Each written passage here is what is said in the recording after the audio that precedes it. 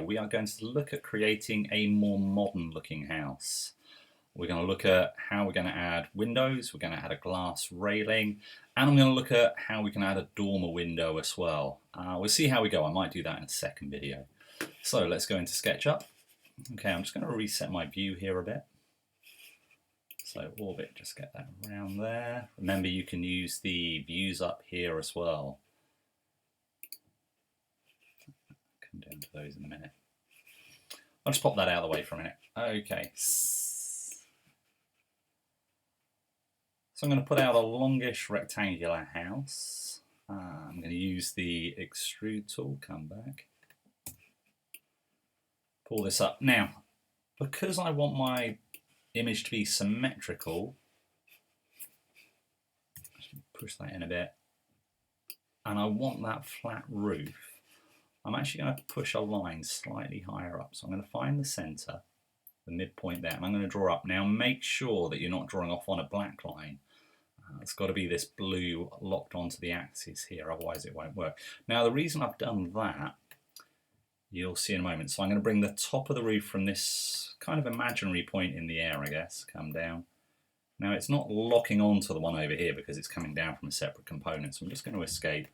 I'm going to draw myself a line across, and then I can just link those two together.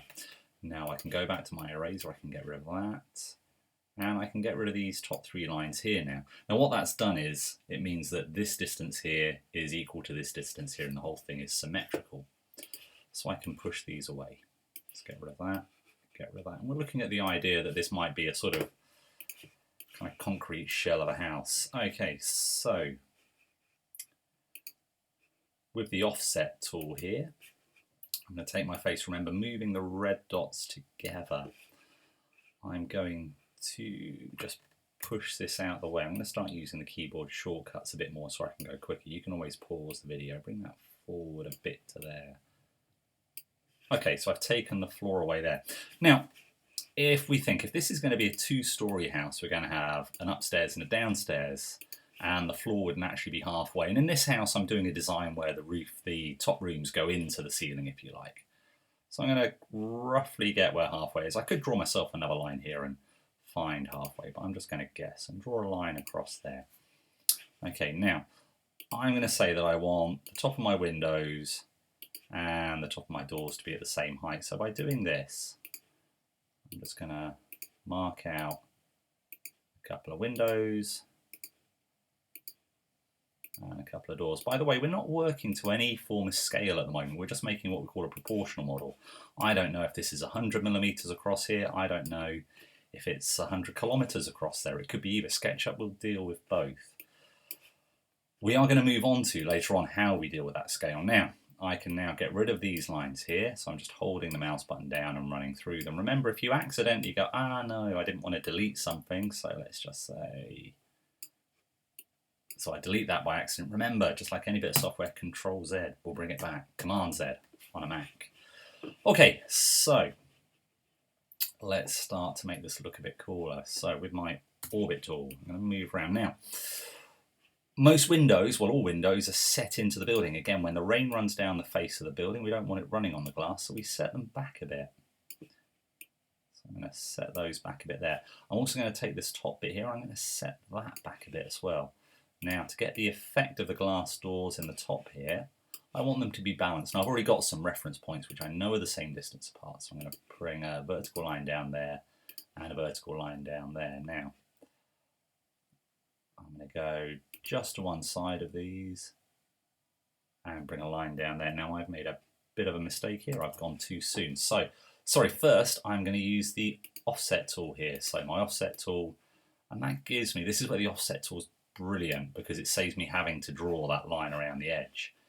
Now I can have my lines down the side here. So vertical line from there to there. You'll see why in a minute. I'm trying to create a window frame.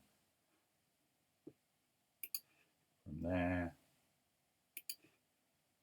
You'll notice that pink line appears because it indicates that it's matching another line. Okay, now, if I just delete the top here, and the top here, and the top here, and the top here, I've now got a complete frame. So what I'm going to do is have these as glass doors, and I want this to look like a dark aluminium frame. So I'm going to start using the materials. So if I click on this box here, you'll see I can scroll up and down here. I've got a whole load of colours. You get loads of different textures and stuff like that. I would stay away from them for the moment. I'm going to go with a dark grey to look like a sort of an aluminium frame. Now, because I've coloured this, when I use the push-pull tool, as I push that back, it copies that colour as it goes back, which means I don't have to come around and colour in each one of these individually. Now, glass and mirrors are great because I can now make these translucent and see-through, as I can with the ones down here. I normally add a bit more detail to these as well. Now, I think I'll leave the... No, I won't. I'll do the window here as well. Now, we spoke earlier about adding bits to SketchUp. So you've got the idea that at the moment it's kind of like a chunk of wood and we're just cutting bits away. What I'm going to use now is the line tool. Now the line tool can go horribly wrong for you. So on the face here, I'm going to draw a line along here. I'm then going to draw a line straight up, straight back and down. I've got that sort of face. From here I'm going to go back, and notice I'm not going off on one of these black lines, I'm staying on that axis. And a line there, and the same back here, and it should, there we go, they should link up together. Now I want to put a bit of a peak on this, so again from the midpoint I'm going to come up. See, that black line won't go where you think it's going, so redo that from there straight up, out to the sides, out to the sides. Now if I project this back, that's now linked up to there. You notice I'm going to have a gap at the back of this, but I can get rid of that in a moment. Start linking all these together, and from here back to the face, I can close this in.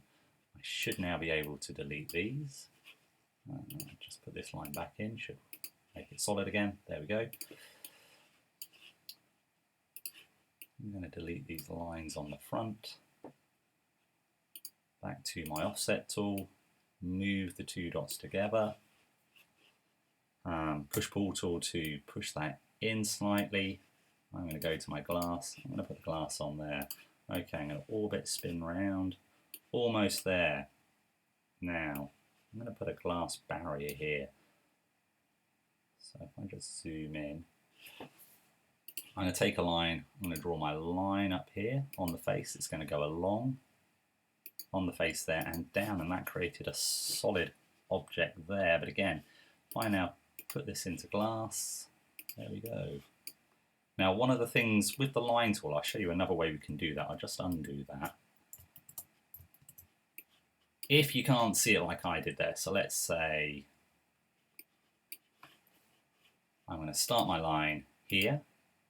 Now I want that line to connect somewhere in there, but I can't see it, to click it there. Kind of frustrating, but what we can do, I'm not coming out of the line tool, I'm going into the orbit tool, I'm moving it around. Now, if I go back into the line tool, it remembers where I left off, and now I can draw across there. And again, set that to glass. Okay, another thing I did just now to make my drawing look a bit better was turn the shadows on. So I'm going to click on these glasses, spectacles down here, and shadows off, I'm going to click to on. A really cool thing you can do here, you can actually change the time of day or the time of year and see what your shadows would look like. I also used on the outside of mine just sort of palish colour like this, just to give it some more definition as well. So there we go, a more modern looking house. Have fun, have a go. You should also start to look around at buildings, and if you see a really cool building, try and copy it. Thank you guys.